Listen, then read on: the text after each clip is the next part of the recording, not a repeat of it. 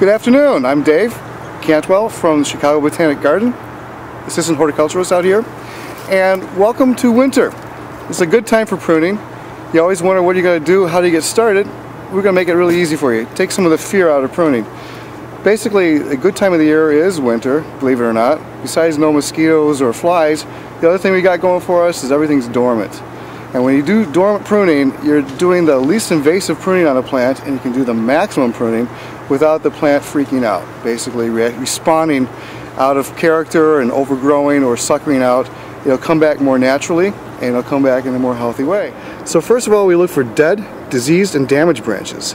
Things can be eaten by critters or broken by ice or pedestrians or vehicles and other trees falling. And then the other thing is that they can be diseased, something that you might have missed last fall or something that just got in there and it weakened during the winter and became evident. At this point, you can take care of it. And of course, you got the dead. So right here, down in front of us, we have something that was probably crushed by some falling ice or another vehicle.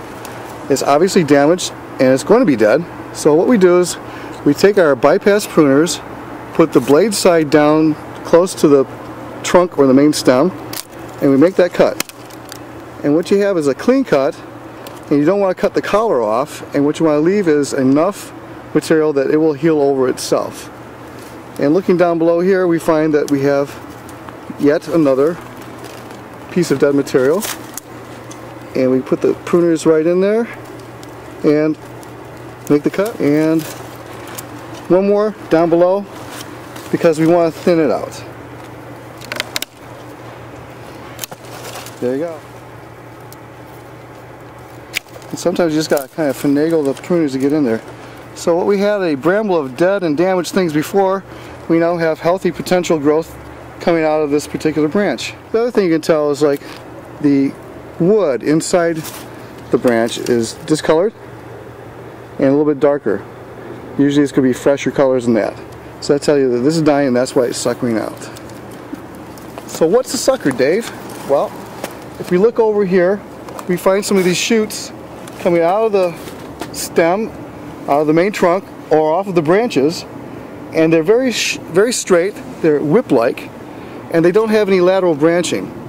And they're called suckers because they sucker out a lot of the nutrients and energy of the plant that should go out to the branch tips, but doesn't get there because it's robbed at this point.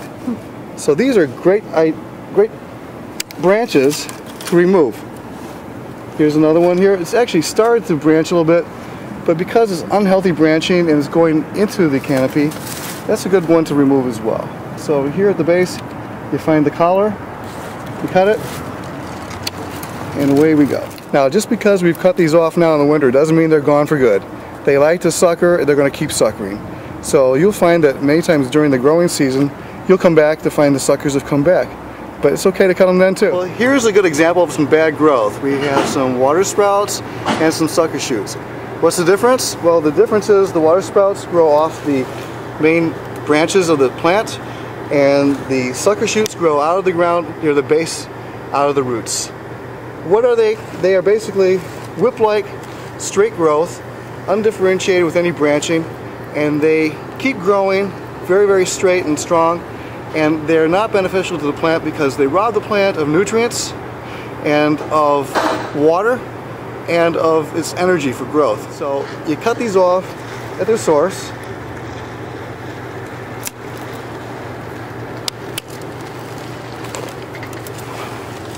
And we'll pretend underneath the snow somewhere we can find the ground. And you cut these off as close to the ground as possible. And the last decision you can make is looking for crossing branches. Those are branches that, as like when you cross your fingers, they're crossing over one another.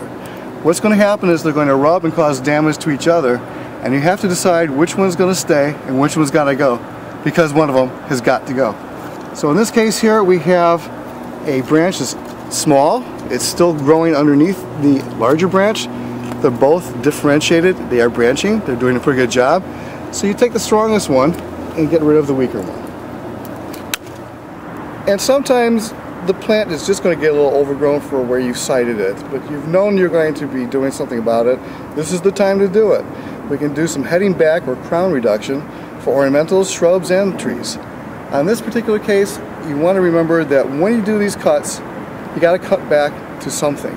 Cut back to where it's branching out, but never cut it in mid-branch. So here we have a branch that's not doing so good. It's coming out a little bit too far. We have some actual damage here underneath it from cicadas from last year, and it's not going to do well, and it's already over the boundaries that you want for it. So you always cut back to something. So here we cut back to a place where it's branching out. So by cutting back to something, it looks naturalistic, it doesn't look weird, and it's healthy for the plant.